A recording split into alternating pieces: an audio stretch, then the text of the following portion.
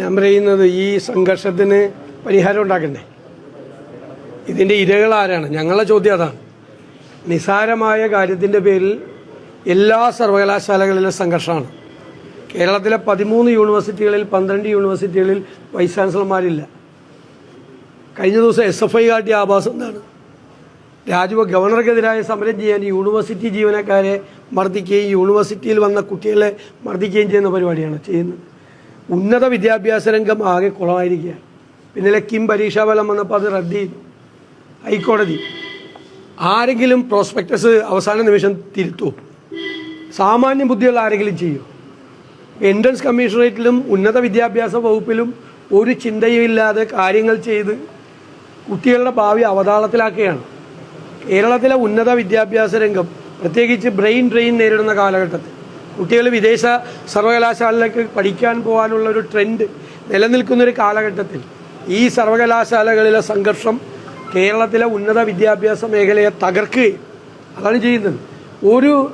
ആരും മുൻകൈ എടുക്കുന്നില്ല അത് തീർക്കാൻ വേണ്ടിയിട്ട്. എന്താണ്? നിസ്സാരമായ പ്രശ്നമാണ്. ഒരു സെനറ്റ് ഹാളിൽ ഒരു പരിപാടി നടന്ന വിഷയമാണ്. പ്രശ്നമുണ്ടായി, അത് പരിഹരിക്കണ്ടേ? അത് വീണ്ടും ഏറ്റവും സംഘർഷഭരിതമായ സാഹചര്യത്തിലേക്ക് പോവുകയാണ്. ഇനിയിപ്പോൾ ഡിജിറ്റൽ യൂണിവേഴ്സിറ്റി, മുഖ്യമന്ത്രി ചാൻസലറായ യൂണിവേഴ്സിറ്റിയാണ്. അവിടെ കോടികളുടെ അഴിമതിയാണ് ഇപ്പോൾ പുറത്തു വന്നിരിക്കുന്നത്. വൈസ് ചാൻസലർ തന്നെ റിപ്പോർട്ട് കൊടുത്തിരിക്കുകയാണ്. അതായത് കേന്ദ്ര സംസ്ഥാന ഗവൺമെൻറ്റുകൾ ഒരുമിച്ച് നടത്തുന്ന ഗ്രഫീൻ അറോറ എന്നുള്ള പദ്ധതി, ആ പദ്ധതിയുടെ ഉത്തരവ് ഇറങ്ങിക്കഴിഞ്ഞതിന് ശേഷമാണ് ഒരു കമ്പനി കോൺസ്റ്റിറ്റ്യൂട്ട് ചെയ്യുന്നത്. ഒരു പുതിയ കമ്പനി ഉണ്ടാക്കുകയാണ്, ഫ്ലോട്ട് ചെയ്യുകയാണ്. ഇതിനു വേണ്ടി ഇതിൻ്റെ കരാറെടുക്കുന്നതിന് വേണ്ടി ഉത്തരവ് ഇറങ്ങിക്കഴിഞ്ഞ് ഉണ്ടാക്കിയ ആ കമ്പനിക്ക് കരാർ കൊടുക്കുകയും നടപടിക്രമങ്ങൾ പൂർത്തിയാക്കുന്നതിന് മുമ്പ് അഡ്വാൻസ് കൊടുക്കുകയും ചെയ്യുകയാണ്. വൈസ് ചാൻസലറുടെ റിപ്പോർട്ടാണ്. അധ്യാപകന് സ്വന്തമായി കമ്പനി ഉണ്ടാക്കി പ്രോജക്റ്റ് ഉണ്ടാക്കുകയാണ് എന്ന് പറയുന്നത്. മുഖ്യമന്ത്രി ചാൻസലറായ ഡിജിറ്റൽ സർവകലാശാലയിൽ നടക്കുന്നതാണ്. കോടികളുടെ അഴിമതിയാണ്. ആ സ്ഥലം മുഴുവനും ദുരുപയോഗം ചെയ്തുകൊണ്ട് പണം ഉണ്ടാക്കിയാണ് കുറേ ആളുകൾ അടക്കം. അവർക്കെല്ലാം വിട്ടുകൊടുത്തിരിക്കുകയാണ്. ആ കമ്പനി ഇപ്പോൾ graphene engineering and innovation company എന്ന് പറയുന്നൊരു കമ്പനിക്കാണ്, ഇന്ത്യ ഗ്രഫീൻസ് എന്ന് പറഞ്ഞ കമ്പനിക്കാണ് കരാർ കൊടുത്തിരിക്കുന്നത്. ഇങ്ങനെ ഒരു പ്രോജക്റ്റ് നടപ്പാക്കാൻ തീരുമാനിച്ചതിൻ്റെ ഉത്തരവ് ഉണ്ടാക്കിയതിന് ശേഷം മാത്രം ഉണ്ടാക്കിയ കമ്പനിയാണ്.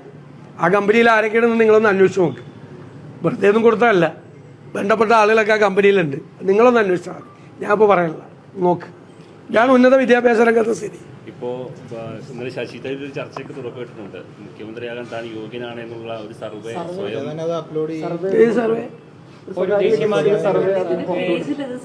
ഞാൻ കണ്ടില്ല. കുറേ സർവേ എല്ലാ ദിവസവും വരുന്നുണ്ട്, ഇഷ്ടംപോലെ സർവേ ഉണ്ട്. എല്ലാ സർവേയെ കുറിച്ച് ഞങ്ങൾ എന്തിനാ അഭിപ്രായം?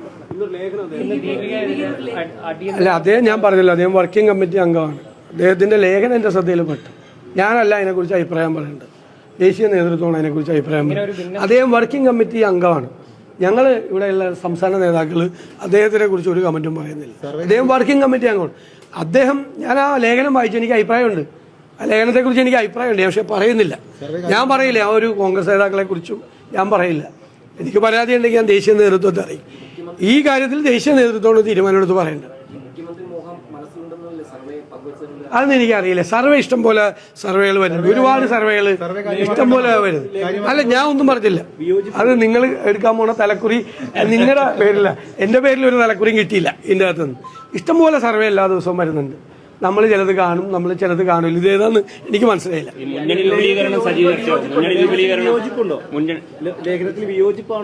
ഞാനൊന്നും പറഞ്ഞില്ലല്ലോ. അത് അഭിപ്രായങ്ങളോട് പറയണെങ്കിൽ ആദ്യമേ തന്നെ പറയില്ല അഭിപ്രായം. ഞാൻ പറയില്ല.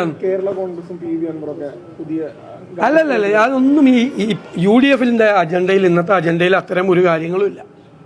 ദീർഘകാലത്തെ അജണ്ടയിൽ ഞങ്ങളുടെ സംഘടനാപരമായ UDF-ന്റെ അടിത്തറ, ജനകീയ അടിത്തറ വിപുലപ്പെടുത്തുന്നത് ദീർഘകാല അജണ്ടയിലുണ്ട്, ഇന്നത്തെ അജണ്ടയിലില്ല. നിങ്ങൾ വെറുതെ വാർത്ത ഉണ്ടാക്കുകയും വേണ്ട. ഇന്നലെ മിനിങ്ങാന്നൊക്കെ നിങ്ങൾ വെറുതെ ഇങ്ങനെ വാർത്ത ഉണ്ടാക്കുക. ഇന്നത്തെ അജണ്ട ഞങ്ങൾ രണ്ടുപേരും കൂടി ബാക്കിയുള്ള നേതാക്കന്മാരോട് എല്ലാവരോടും, ഞാനും UDF കൺവീനറും കൂടി ഒരുമിച്ച് ബാക്കിയുള്ള നേതാക്കന്മാരോട് ആലോചിച്ച് തീരുമാനിച്ചാണ്. ഞങ്ങൾ തീരുമാനിക്കാത്ത അജണ്ട നിങ്ങൾ കൊടുക്കരുത് ദയവ് ചെയ്ത്. അതിനൊരു റിക്വസ്റ്റാണ്.